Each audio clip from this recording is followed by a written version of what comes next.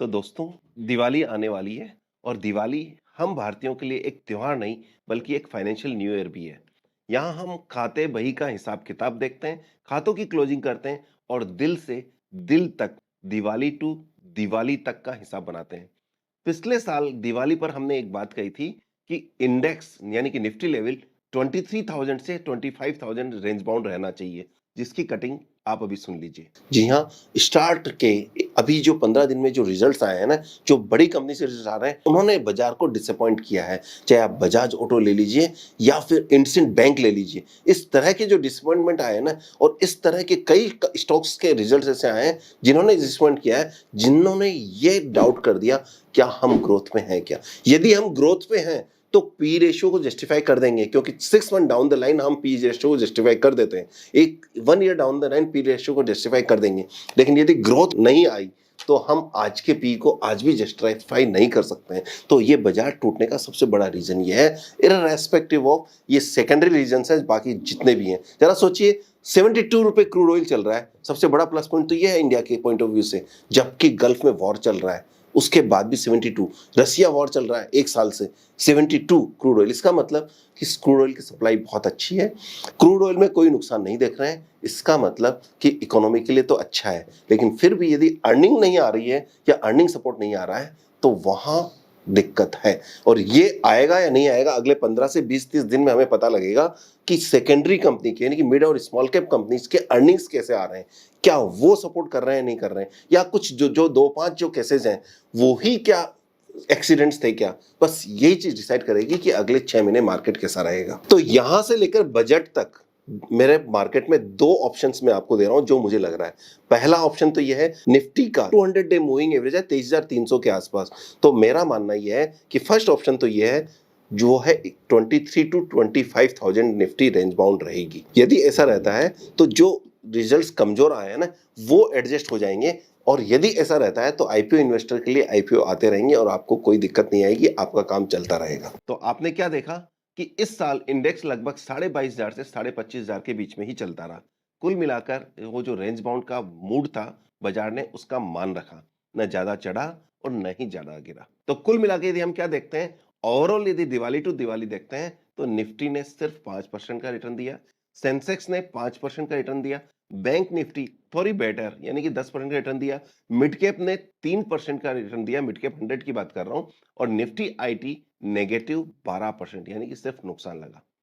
यानी कुल मिलाकर पिछले एक साल में अनसर्टेनिटी का माहौल था, एफआईज ने सेलिंग की है और साथ में लगभग 3 लाख करोड़ रुपए की नेट सेलिंग का फिगर हमारे पास आया है। एफआईज ने जब माल बेचा है तो इसका मतलब कि भारत में वो कोई स्पेशल चमत्कार नहीं देख पा रहे हैं। अब हम बात करते हैं इकोनॉमी और रियलिटी की। यदि हम देखें कि इकोनॉमी और शेयर बाजार हमेशा एक साथ नहीं चलती है, आगे पीछे दोनों को कवर कर लेती है लेकिन हमेशा एक साथ नहीं चलती है। इस साल हमने उम्मीद थी कि 20% की सीएजीआर रिटर्न आएगी, लेकिन एक्चुअली 7-8% की रिटर्न आई, और यही रीजन था कि एफआईज पीछे हट गई। लेकिन इसका मतलब ये नहीं है कि भारत कमजोर है। भारत की ग्रोथ एक्सपेक्टेशन अभी भी बनी हुई है, लेकिन हाँ, कई डिस्टर्बेंस के कारण ये कमजोर रही है। यदि हम ग्लोबल टर्म में देखते हैं तो प्रेसिडेंट ट्रंप साहब का बर्ताव जरा अनप्रिडिक्टेबल रहा है, और वैसे भी जनरली कहा जाता है कि लीडर अनप्रिडिक्टेबल होना चाहिए। उन्होंने लगभग सभी देशों पे एक्स्ट्रा ड्यूटी लगा दी, जिससे ग्लोबल ट्रेड धीमा पड़ने लगा। और ड्यूटी के साथ साथ उन्होंने डेली बेसिस पर जो ट्वीट का धमाका किया, उसने बाजार को बड़ा वोलेटाइल रखा। ग्लोबल ट्रेड धीमे रहे, जिसका न सिर्फ छोटे देशों से बल्कि भारत जैसे डेवलपिंग इकोनॉमी पर भी बड़ा असर पड़ा है। हाल ही मोदी जी ने ट्वीट करके कहा है, माय फ्रेंड ट्रंप। इससे पहले यदि ट्रंप साहब ने ये बात कही होती तो हम शायद सीरियसली नहीं लेते, लेकिन जो मोदी जी इनसे बात नहीं कर रहे थे, जो मोदी जी इनके बुलावे पर कनाडा से रिटर्न इंडिया आ गए थे, उन मोदी जी ने यदि ये बात कही है तो ये एक ऐसा माहौल बनाती है कि मुझे पूरी उम्मीद है कि राहत जरूर बहुत जल्दी आने वाली है। हो सकता है कि दिवाली पर ही आपको एक राहत की सांस मिले और कुछ ट्रेड डील होती हुई नजर आए, और ये मोदी जी के लिए एक गिफ्ट होगा ट्रंप साहब की तरफ से। आइए अब हम मार्केट आउटलुक के बात करते हैं, जिसमें हम गोल्ड, सिल्वर, स्टॉक मार्केट और सभी के बारे में वन बाय वन बात करते हैं। नंबर एक, स्टॉक मार्केट की बात करते हैं तो लास्ट टाइम भी हमने एक बात कही थी कि अर्निंग ग्रोथ नहीं है। हम जितनी नॉइज़ हैं उनको छोड़ दें, सिर्फ़ और सिर्फ़ अर्निंग ग्रोथ की बात करें तो बाज़ार में अर्निंग ग्रोथ नहीं है और आज भी वही सिचुएशन बनी हुई है। हम सितंबर क्वार्टर का रिज़ल्ट देखने वाले हैं और इसमें बहुत ज़्यादा एक्सपेक्टेशन अभी अर्निंग ग्रोथ की नहीं है। लेकिन सितंबर के बाद में अक्टूबर, नवंबर, दिसंबर क्वार्टर जो आएगा, वहाँ पे जीएसटी कट का इम्पैक्ट आने लग जाएगा। तो बहुत ज़्यादा उम्मीद है कि जीएसटी कट के कारण आपको अर्निंग ग्रोथ यहाँ मिलनी चाहिए और जैसा कि गवर्नमेंट ने भी कहा है कि जीएसटी कट कंज्यूमर तक पहुंचना चाहिए, इस बात को वो बहुत स्ट्रिक्टली फॉलो भी कर रही है।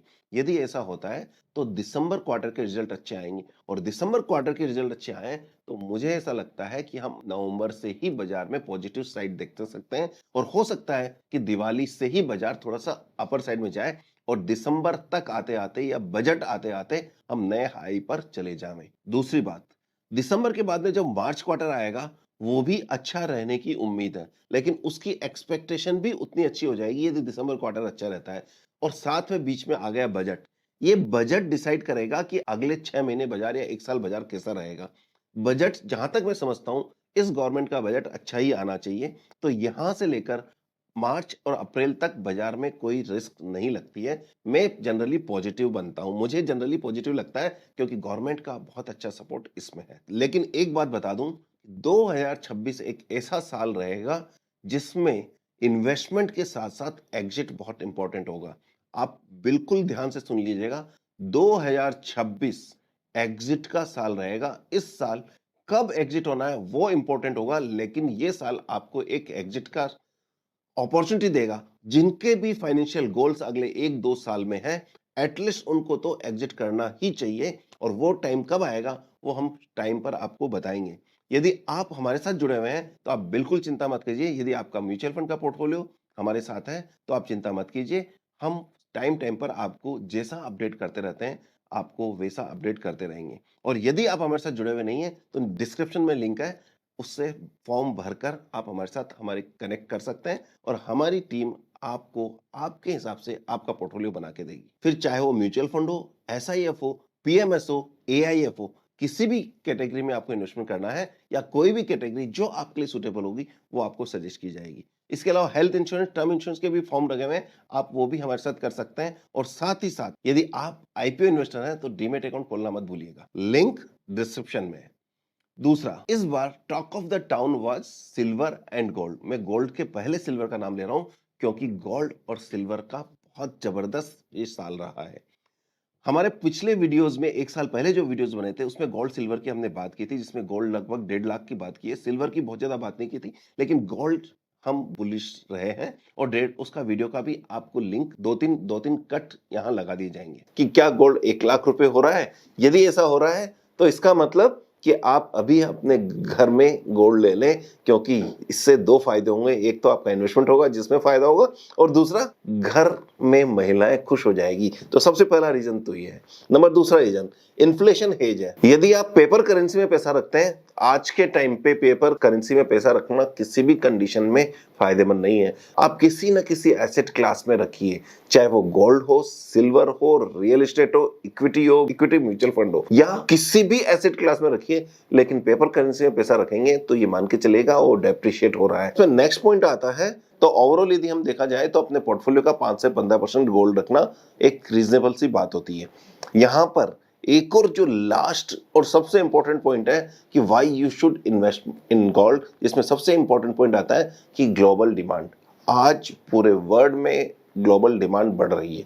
रीजन साफ है कि आज से पहले या पिछले 1-1.5-2 साल पहले तक तो वर्ल्ड में गोल्ड में मेन बायर कंट्री इंडिया हुआ करता था, लेकिन उसके बाद में रसिया और चाइना ने भी पिछले 17-18 महीने में चाइना रेगुलरली हर महीने पॉजिटिव गोल्ड बाई कर रहा है, यानी कि हर महीने गोल्ड बाई कर रहा है। उसका गोल्ड बाई करने का एक सिंपल सा रीजन है। सिंपल सा रीजन क्या है कि वो ये चाहता है कि उसकी यूएस डॉलर पर डिपेंडेंसी कम हो। ये क्यों कम हो? क्योंकि यदि उसकी यूएस डॉलर पर डिपेंडेंसी होगी तो कभी भी किसी भी तरह का रेस्ट्रिक्शन जैसा कि रसिया पे लगाया गया, यदि इस पे लगाया जाता है तो ऐसे में वो डॉलर की वैल्यू शायद 0 कर दी जाए या उसको ट्रेड वार के चल के उसकी वैल्यू खत्म कर दी जाए। तो वो भी चाहता है कि डॉलर की जगह रियल गोल्ड में रखो जिसकी वैल्यू हमेशा रहेगी। वैसे भी आपको पता है कि 2021 से लेकर अभी तक चाइना का रियल एस्टेट बर्बादी के कगार पर है। शेयर बाजार कोई अच्छा परफॉर्म नहीं कर रहा है। तो ऐसे में पब्लिक वहां की न सिर्फ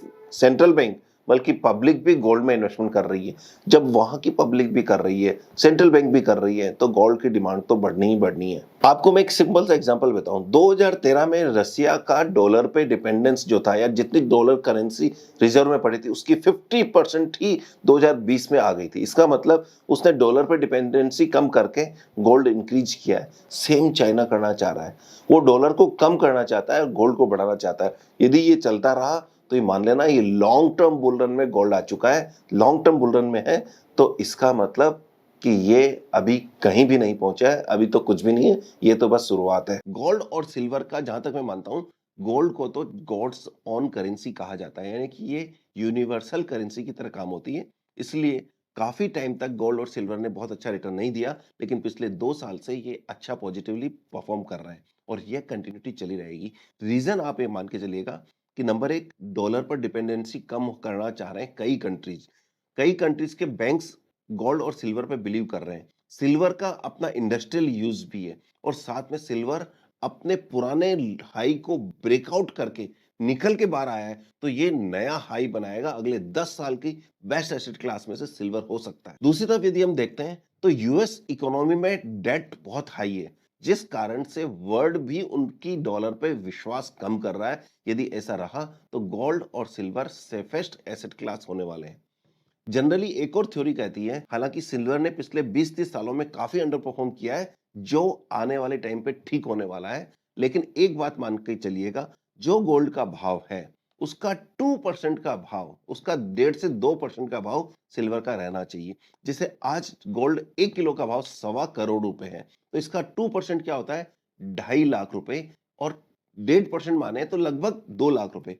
तो लॉजिकली देखा जाए तो 2 से 2.5 लाख रुपए सिल्वर का भाव होना चाहिए। यदि गोल्ड का भाव 1.25 करोड़ पर किलो होता है तो सिल्वर का भाव 2.5 लाख रुपए पर केजी जस्टिफाइड होता है, क्योंकि इसकी इंडस्ट्रियल डिमांड को भी देखते हुए। आपको ये बात काफी डिफरेंट लगेगी, लेकिन दोस्तों 1.5 से 2% का लॉन्ग टर्म में ये सिल्वर इसी चीज को बार बार टच करने की कोशिश करती है। हो सकता है कि जब इस बार टच करे तो ओवरशूट भी कर जाए, लेकिन इतना तो एटलीस्ट भाव रहना चाहिए। चाहे उसके लिए सिल्वर तेज हो या गोल्ड मंदा हो, लेकिन भाव इसका 2% के आसपास रहना चाहिए। तीसरा एसेट क्लास जो हमारा फेवरेट एसेट क्लास है, वो है आईपीओ इन्वेस्टिंग। आईपीओ इन्वेस्टर वो इन्वेस्टर जो आईपीओ में इन्वेस्टमेंट करता है, offer for sale, bulk deal, block deal, bonus और साथ ही साथ स्पेशल सिचुएशन ट्रेड में पार्टिसिपेट करता है। अब ये आईपीओ इन्वेस्टिंग के लिए जो साल गया है वो बहुत अच्छा रहा है और आने वाला साल भी बहुत अच्छा रहेगा। रीजन, यदि बाजार टॉप पे जाएगा इस साल में कभी भी, जो मार्च अप्रैल मई जून कभी तक भी टॉप बन सकता है बाजार का, उस समय यदि टॉप पे जाता है तो वहां तक आईपीओ बहुत आएगी, यानी कि अगले 6 महीने में आईपीओ आने वाले हैं। और यदि बाजार कमजोर भी होगा तो इनिशियल फेज में आईपीओ खूब आते रहते हैं। हाँ, इतना जरूर है कि पिछले साल जैसा मैडनेस नहीं रहेगा, लेकिन आईपीओ सोच समझ के लगाओगे तो आपको लिस्टिंग गेन मिलता रहेगा। और सबसे खास बात क्या है आईपीओ की, मैं पहले भी कई बार बता चुका हूं कि यदि आप आईपीओ इन्वेस्टिंग करते हैं तो आपको टाइमिंग करने की जरूरत नहीं है, मार्केट खुद अपने आप को टाइम कर देगा। कैसे कि जब बाजार में तेजी होती है तो आईपीओ इन्वेस्टर के लिए अच्छी अपॉर्चुनिटी आती रहती है आईपीओ लगाने के लिए, तो अपने एग्जिस्टिंग पोर्टफोलियो को कम कर सकता है। और जब बाजार में मंदी आती है, आईपीओ आने बंद हो जाते हैं, तो इसका मतलब वो राइट टाइम है बाजार में इन्वेस्टमेंट करने का। ये एक बेसिक थ्योरी है जिसकी कोई बात नहीं करता है, लेकिन हाँ, ये आप बात ध्यान रख लीजिए, क्योंकि IPO investing is the next asset class जो होने वाली है। आईपीओ इन्वेस्टिंग के लिए 2-3 बातें आपको ध्यान रखनी है। नंबर एक, रूल ऑफ 5। जो हमें फॉलो करते हैं उनको पता है ये क्या है, हमारा पुराना वीडियो देख लीजिएगा जिसका लिंक आई बटन में भी लगा दूंगा। रूल ऑफ 15, जी हाँ, जब हम मेन बोर्ड का आईपीओ लगते हैं तो हम रूल ऑफ 15 को फॉलो करते हैं, उसका भी वीडियो मैं आई बटन पे लगा दूंगा।